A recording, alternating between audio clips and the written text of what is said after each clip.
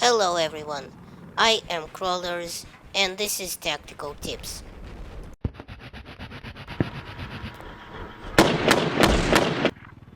As I've been really actively playing the Battlefield 4 helicopter pilot and gunner these past few days, and trying to get back my flying mechanics and everything, try to get accustomed to the helicopter, try to, put some hurt on the noobs. What I saw was figured out. It kind of struck me as uh, what I've come across were pilots that were just completely inept, that I had no trouble killing, And there's a bunch of mistakes I see them making, even still a year after the game's release, a year actually more than a year after it has come out. Uh, you know, Much less after years of playing Battlefield 3. So here I'd like to make this episode to kind of explain some of the things that I saw were really uh, big mistakes, really glaring mistakes that some pilots make when flying the attack chopper. Okay, so let's start with you being the pilot, because mainly the pilot is concerned with doing a lot of things because he's multitasking so much. So there's a lot more he has to keep an eye on, and sometimes he'll make a lot of mistakes.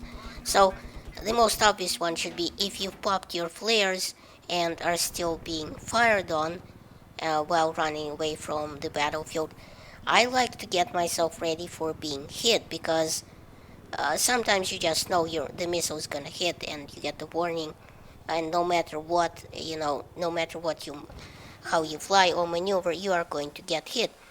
And when you get the warning, you know what's up. And the best thing to do here is, in all of these situations, is just take it and hope for the best, I think. And if you're at full health, it shouldn't kill your helicopter, but at most maybe disable it for a few seconds. And I think the word of the day here is preparation for those few seconds, being ready to pull out once hit and disabled. So what I like to do is, while still humping over to the main base and getting the launch missile warning, is to straighten out and gain as much altitude as I can before actually being hit.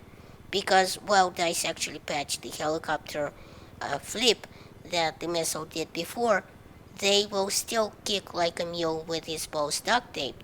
So if you're low, you've got nowhere to go. Once you get hit, you will just nose over and plow straight into the ground. So getting as much altitude as you can is essential. And from then on, all you can do is really counter the spin, or at least try to, and then just hope that your flares would be reloaded by then, and you should be on your way to your home base anyway, where you can maybe get repaired. But it would of course be better if you could if you could avoid getting hit entirely, and that's where the tall buildings on Shanghai, siege of Shanghai, and mountains on Firestorm come in. Sometimes the missile will head straight for you, and if you duck behind something, it will just turn in earlier than it should, and it will impact that. So maybe the terrain, use the terrain as to weave between buildings, or to break lock, or even dodge AA missiles as much as you can. Conversely, if you ever see a target like an enemy chopper getting behind a building, don't fire your AA missiles, as they will probably not catch him and impact the building before he dodges behind it. And as the AA missiles will take forever to reload, don't waste them on that useless empty shot. Use your brain to anticipate the other guy's flight path. If he's coming out into the clear and he's just popped his flares, then lock on, fire both missiles and run. That's how I get most of my kills, because the other pilot is a noob and he pops off all his flares right at the lock-on warning. Also, if attacked by an enemy fighter, uh, turn around. What I like to do is turn around and meet them head on. This works because he's fast. He's in a plane. He can't stop on a dime. So you doubling back because you're in a chopper and you can really fly any which way you want. You doubling back means that he can't really aim at you and hit you. Also, if being locked on, turn around and head away from whatever target you are thinking of killing, and don't develop tunnel vision and continue on anyway, because that's how most deaths happen when you're just so focused on your target that you can't, um, you know, pay attention to anything else. Also, you should only pop countermeasures only if you hear the launch warning, not when you hear the lock-on warning. And 90% of people playing Battlefield 4 still make this mistake, even after years of Battlefield 4 and even Battlefield 3. And, that episode of Battlefield Friends where the Neebs was screaming that they're being fired upon, even made it into a cartoon. But the people still make this mistake. You'd be surprised. You have to tell them to remember not to pop flares until they actually hear the launch warning. Conversely, watch for Bambis popping off their flares as soon as they are locked. As I said, people still do this, and once they are pretty much defenseless without any countermeasures, fire both missiles and get a kill. Also, don't be afraid to use your Zuni rockets on helicopters in close fights. They do a ton of damage and have gotten me out of quite a few sticky situations. Transport helicopters are even easier targets, obviously because they are slower and larger and easier to hit.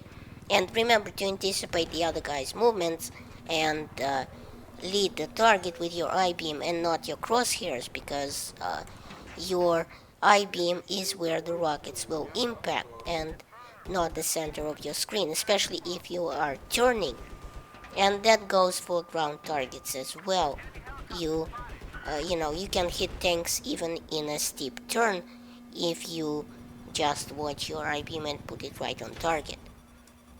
Also, if making a rocket pass on a tank, always remember to press R to reload first to get a whole new mag of rockets in, so you don't have to just make him laugh when you run out of ammo in 2 shots. Also, watch for active protection on tanks, and this is important because otherwise you will just run out of ammo and not hit a single thing. Some people pop off active protection at the first sign of a rocket damage incoming, making it soak up all the other rocket hits. And in this case, don't bother firing at all. Just reload and come around. Active protection is easy to spot as it glows green on tanks, and if your rockets hit it, they'll explode above it, giving you no hit marker. Lucky for you, it only lasts 5 seconds, so come around and hit the tank with all you've got. Also, another piece of common courtesy advice that I have for you pilots is to always mind the gunner when he has the TV missile with him equipped, because he can't use it, when the pilot's got his nose in the ground most of the time. So always remember to nose up a little bit and give him a chance to line up the missile with the tank before he actually squeezes the shot off and, actually hits something for a change. Well, in Battlefield 4, this is much easier to predict than it was in Battlefield 3, because they placed a little box on the bottom of the pilot HUD which shows the gunner's field of view at all times. So mind where he's pointing, where he's shooting, and target that where he's watching and shoot it, because you can see at a glance where his gun is pointing.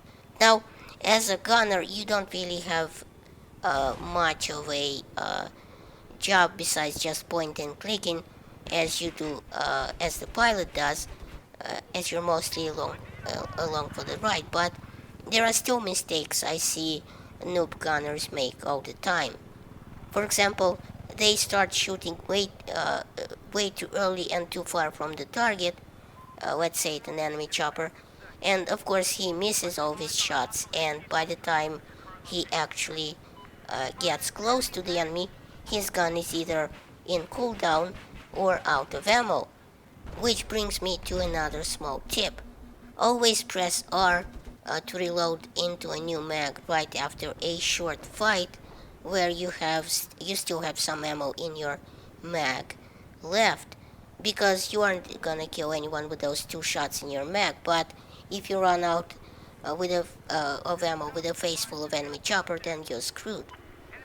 Also, always fire once and press R to reload and get an extra mag in as soon as you get into the chopper, because then you would, for obvious reasons, have an extra magazine and more lead to use at the enemy chopper.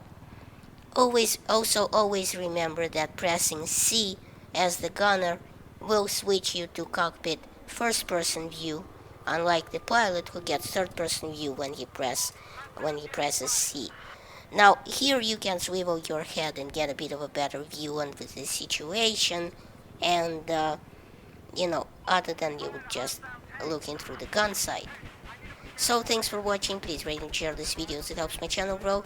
Check out my other videos at the end of this one. And remember, in Soviet Russia, YouTube subscribes you.